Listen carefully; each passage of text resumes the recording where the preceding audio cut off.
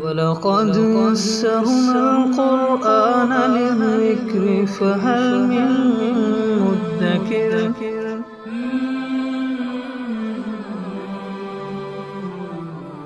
سورۃ البقرہ آیت نمبر 238۔ اعوذ باللہ من الشیطان الرجیم، بسم اللہ الرحمن الرحیم۔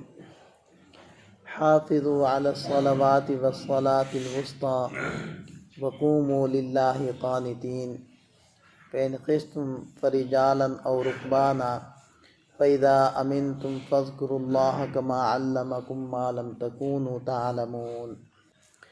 اس آیت مبارکہ سے پہلے بھی طلاق کے اور عدت کے احکام بیان ہو رہے تھے۔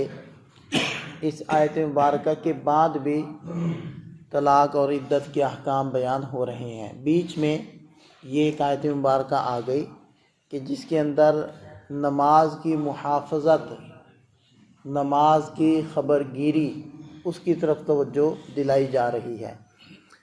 اگرچہ احکام جو عدت وغیرہ کے احکام سابقہ آیات میں گزرے ہیں ان کو پورا کرنا بھی اللہ تعالیٰ کی یاد ہے، لیکن اصل میں ان چیزوں کا زیادہ تعلق معاشرت سے ہے، آپس کے معاملات سے ہے، تو کہیں ان چیزوں میں لگ کر اللہ تعالیٰ کی طرف سے توجہ کم نہ ہو جائے۔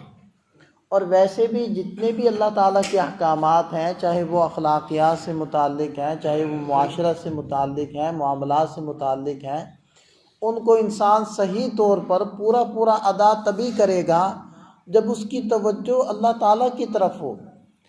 اسی لیے دیکھیں کہ ایک وقت نہیں بلکہ دن میں 5 مرتبہ حکم ہے کہ اللہ کے سامنے آؤ اور اس کو یاد کرو۔ اور دیکھیں کہ وہ جو 5 وقتی نماز ہے وہ بھی کوئی ایسے نہیں ہے کہ کوئی دو گھنٹوں کے دوران ہی 5 نمازیں پوری کروا دی جائیں اور پھر فارغ کر دیا جائے کہ اب پوری تسلی سے آپ اپنے آفس میں چلے جاؤ، آپ اپنے بازار میں دکان کھول لو، اب آپ کو اٹھنا نہیں پڑے گا، اب آپ کو آنا نہیں پڑے گا۔ نہیں، پھیلا دیا ان نمازوں کو۔ صبح اٹھنا ہے، سب سے پہلے مسجد میں آنا ہے، پھر جب دوپہر ہو جائے گی، سورج ڈھلے گا، پھر اللہ کے دربار میں آ جاؤ۔ پھر جب خوب کاروبار جو بند پر ہوگا، گاہکی چل رہی ہوگی، ریل پہ لگی ہوگی، چھوڑو اس کو، چھوڑ کر پھر آؤ مسجد میں۔ اب جب سورج ڈوبے گا پھر آؤ اللہ کے دربار میں۔ اب جب سارا دن تھکا کر فارغ ہو کر گھر پہنچ گئے، کھانا کھا لیا یا کھانا بن گیا، اب طبیعت تو چاہ رہی ہے کہ میں آرام سے لیٹ جاؤں، اب نہ مسجد میں جاؤں، اب ہمت نہیں ہے، لیکن اب پھر آؤ۔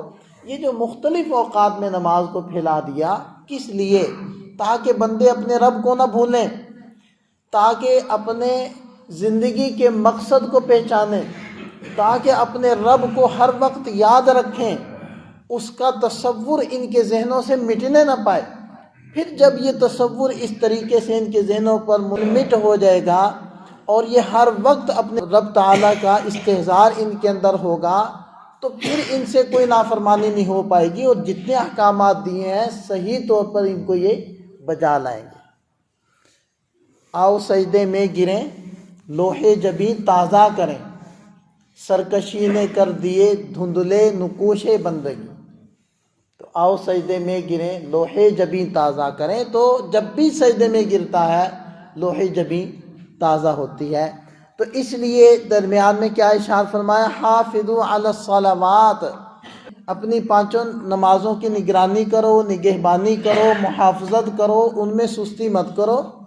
والصلاۃ الوسطیٰ، اور خاص طور پر درمیانی نماز کی۔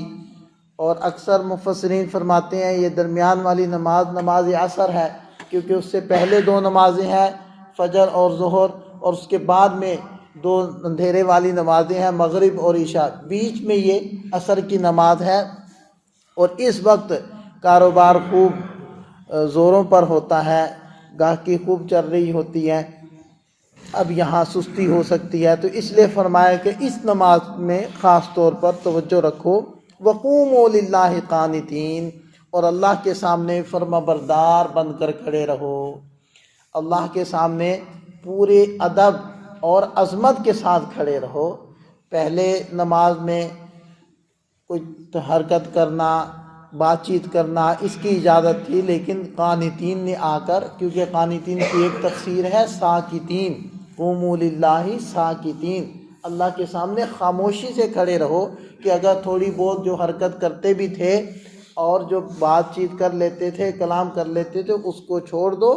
اب مطلب رکوع میں، سجدے میں تو انسان کے عمل سے ظاہر ہو ہی رہا ہوتا ہے کہ وہ ایک عظیم رب کی عبادت میں لگا ہے، لیکن اس کے قیام کی حالت بھی ایسی ہونی چاہیے کہ اس کے بدن سے، اس کے حرکات و سکنات سے رب کی عظمت جھلکے۔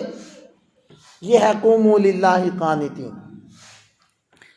فَإِنْ خِفْتُمْ فَرِجَالًا أَوْ رُكْبَانًا، پھر اگر تمہیں خوف ہو، یعنی دشمن کا خوف ہے، کسی درندے کا خوف ہے، کوئی بھی خوف کی حالت ہے، اب ذہن میں خیال آئے کہ جی خوف ہے تو شاید نماز معاف ہے، تو نماز معاف نہیں ہے، نماز کی پڑھنے کی جو کیفیت ہے وہ بدل دی، وہ بتا دی۔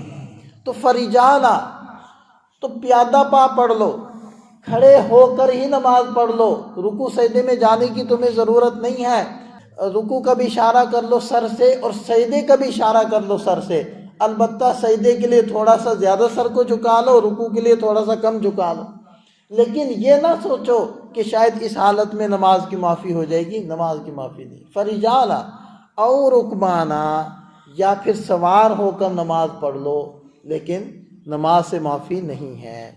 فَإِذَا أَمِنْتُمْ، پھر جب تمہیں امن مل جائے، فَاذْكُرُوا اللَّهَ كَمَا عَلَّمَكُمْ، پھر اپنے رب کو ایسے ہی یاد کرو جیسے کہ اس نے تمہیں سکھایا ہے، مَا لَمْ تَكُونُوا تَعْلَمُونَ، جس کو تم پہلے نہیں جانتے تھے۔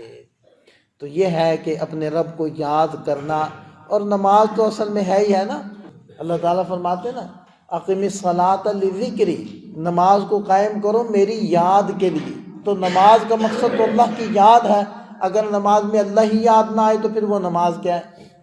تو اس لیے نماز کو ٹھیک ٹھیک پڑھنا، پورے اہتمام سے پڑھنا، پانچوں نمازوں کو اہتمام سے پڑھنا، خاص طور پر عصر والی نماز کا بھی اہتمام التزام کرنا۔ اللہ تعالیٰ ہم سب کو عمل کی توفیق عطا فرمائے۔